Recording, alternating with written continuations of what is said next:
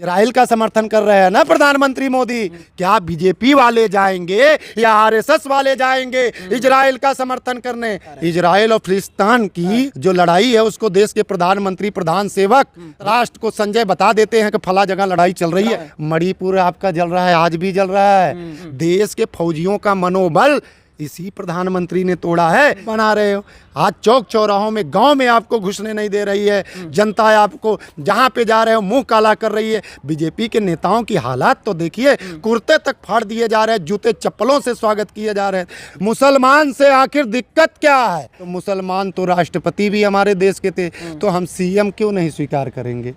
भारत में जितने भी मंदिर हैं, कोई यादव, कोई ठाकुर, कोई चमार, कोई पासी, कोई धरकार, कोई केवट, कोई बिंद, कोई सरदार बैठा है मंदिरों में। मोदी जी रुकवाएंगे इजराइल और फिलिस्तीन के बीच की जो भी वार है वहां पर, तमाम मीडिया बता रहा है। इजराइल और फिलिस्तीन की जो लड़ाई है उसको देश के प्रधानमंत्री प्रधान सेवक धृतराष्ट्र को संजय बता देते हैं कि फला जगह लड़ाई चल रही है। पे मीडिया भी पहुंच गया है वहां का। सुन लीजिए, देश का, हमारे धृतराष्ट्र को संजय बता देते हैं कि फला जगह लड़ाई चल रही है। मणिपुर आपका जल रहा है, आज भी जल रहा है। क्यों नहीं जाते हो संजय बनकर ये धृतराष्ट्र से बताने, जिसको दिखता नहीं है? देश का प्रधान सेवक है ना, देश का फौजी इजराइल का समर्थन कर रहे हैं ना प्रधानमंत्री मोदी। देश का फौजी की पत्नी को निर्वस्त्र करके घुमाया गया।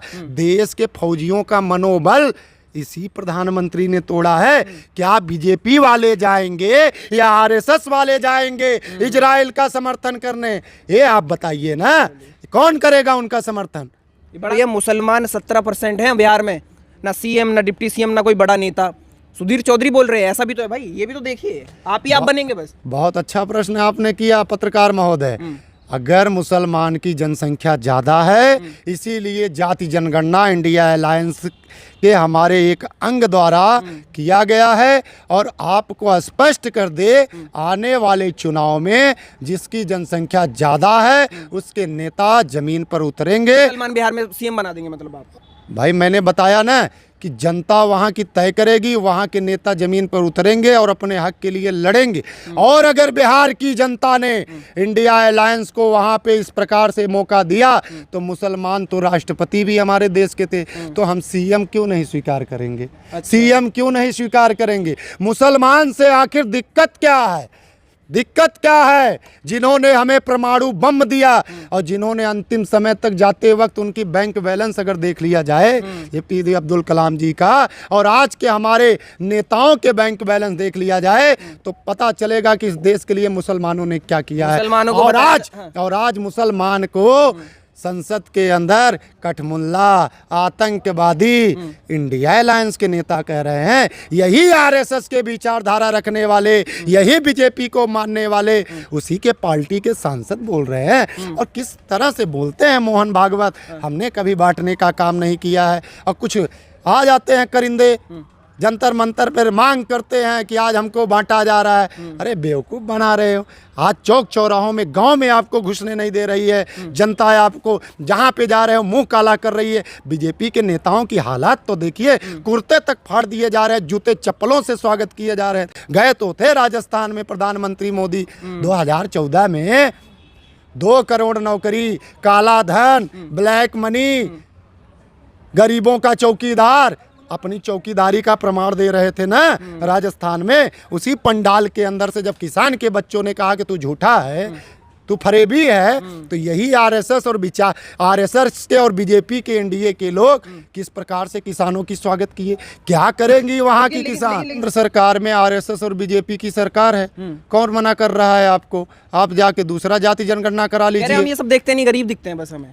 जो खुद देश की जनता को लूट कर अपने दोस्त को अमीर बनाते हैं, अडानी अंबानी को बनाते हैं। कांग्रेस पार्टी ने राष्ट्र को समर्पण किया, बैंक बनाया, रेलवे बनाया, पोर्ट बनाया, सब कुछ अपने दोस्तों को दे दिए। और पूछते हैं कि कांग्रेस ने किया क्या? अरे कांग्रेस ने वो किया जिस स्टेशन पे मोदी जी चाय बेचते थे, वो स्टेशन को कांग्रेस ने बनाया। जिस रेलवे में मोदी जी चाय बेचने जाते थे, वो रेलवे भी राष्ट्र को देने का काम कांग्रेस ने किया। देश एक तरफ हिंदू राष्ट्र की तरफ जा रहा है, अखंड भारत की तरफ जा रहा है। आप लोग फिर से वही जातवाद में ही बने रहेंगे क्या? भाई हम बने नहीं है, ये सरकार ने हमको बनाया है। समस्या तो इस बात की है ना कि सरकार ने हमको बांटने का काम किया है।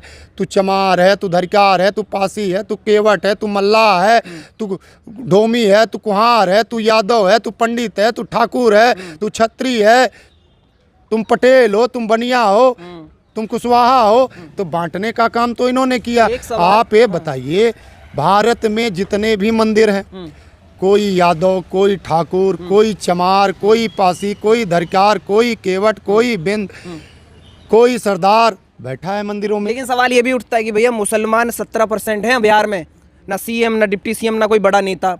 सुधीर चौधरी बोल रहे हैं, ऐसा भी तो है भाई, ये भी तो देखिए। आप ही आप बनेंगे बस। बहुत अच्छा प्रश्न आपने किया पत्रकार महोदय। अगर मुसलमान की जनसंख्या ज़्यादा है, इसीलिए जाति जनगणना इंडिया अलायंस के हमारे एक अंग द्वारा किया गया है। और आपको स्पष्ट कर दे, आने वाले चुनाव में जिसकी जनसंख्या ज़्यादा है उसके नेता जमीन पर उतरे।